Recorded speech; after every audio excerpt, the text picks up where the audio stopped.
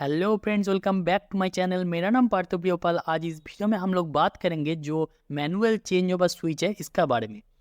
देखिए, ये जो मैनुअल चेंज ओवर स्विच है इसको यूज़ करने का जो मेन पर्पस है, जो प्राइमरी सप्लाई है, जब प्राइमरी सप्लाई नहीं रहेगा तब जो बैकअप सप्लाई हम लोग यूज़ करते हैं। मान लीजिए जनरेटर को यूज़ कर रहे हैं तो जनरेटर सप्लाई और प्राइमरी सप्लाई में ऑल्टरनेट करने के लिए ये मैनुअल चेंज ओवर स्विच को यूज़ किया जाता है। देखिए, इसका जो काला वाला जो हैंडल है इसको चेंज करके आप ऑल्टरनेट कर सकते हैं प्राइमरी सप्लाई और जनरेटर सप्लाई में। इसका 6 टर्मिनल होते हैं, ऊपर में 2 टर्मिनल, बीच में 2 और नीचे 2 टर्मिनल। ऊपर में जो 2 टर्मिनल है उसमें हम लोग जो प्राइमरी सप्लाई है उसको दे देते हैं और नीचे 2 टर्मिनल में जनरेटर सप्लाई को दे देते हैं। और बीच का जो 2 टर्मिनल है इससे हम लोग लोड को कनेक्ट करते हैं। मतलब अगर आप फैन चला रहे हैं या लाइट कुछ भी चला रहे हैं उस लोड को यहाँ से कनेक्ट करते हैं। अभी हम लोग देख लेते हैं इसका जो सर्किट डायग्राम क्या है, इसका वायरिंग कैसे करते हैं उसको हम लोग देख लेते हैं। ठीक है, देखिए ये एक मैनुअल चेंज ओवर स्विच है। इसका कनेक्शन हम लोग देखेंगे अभी। जब आप ऑल्टरनेट सोर्स यूज़ करेंगे, मतलब प्राइमरी सोर्स और जनरेटर सोर्स को, तब कनेक्शन कैसे होगा देख लेते हैं। देखिए, यहाँ पे मेनली हम लोग जो प्राइमरी सोर्स है उसको दे देते हैं। यहाँ पे हम लोग फेज को दे देते हैं और यहाँ पे न्यूट्रल को दे देते हैं। ठीक है, ये प्राइमरी सोर्स। और यहाँ पे दे देते हैं जनरेटर सोर्स को, फेज न्यूट्रल। ठीक है, ये हो गया जनरेटर सोर्स। और यहाँ से हम लोग कनेक्ट कर देंगे लोड को।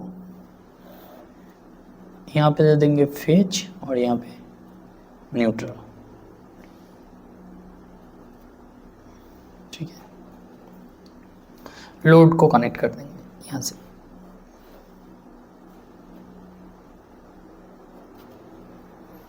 ठीक है,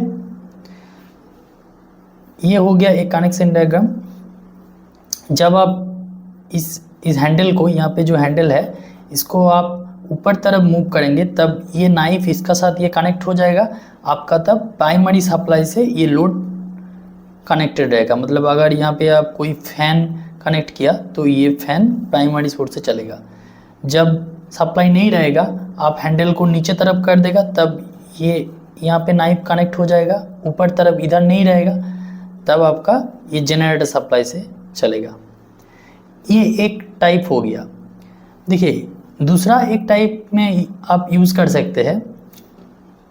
इंडस्ट्री में ये होता है जो मेन पावर सोर्स रहता है उसको आप ऐसे यूज़ कर सकते हैं। उसमें मान लीजिए कोई ऑल्टरनेटिव सोर्स नहीं है, आप मेन जो पावर सोर्स है उसका फेज को यहाँ पे दे दिया और न्यूट्रल को यहाँ पे दे दिया। ठीक है, और आप यहाँ से आउटपुट लेंगे। यहाँ से आप आउटपुट लेंगे, एक फेज एक न्यूट्रल, और यहाँ से आप आउटपुट लेंगे फेज और न्यूट्रल। ठीक है, मतलब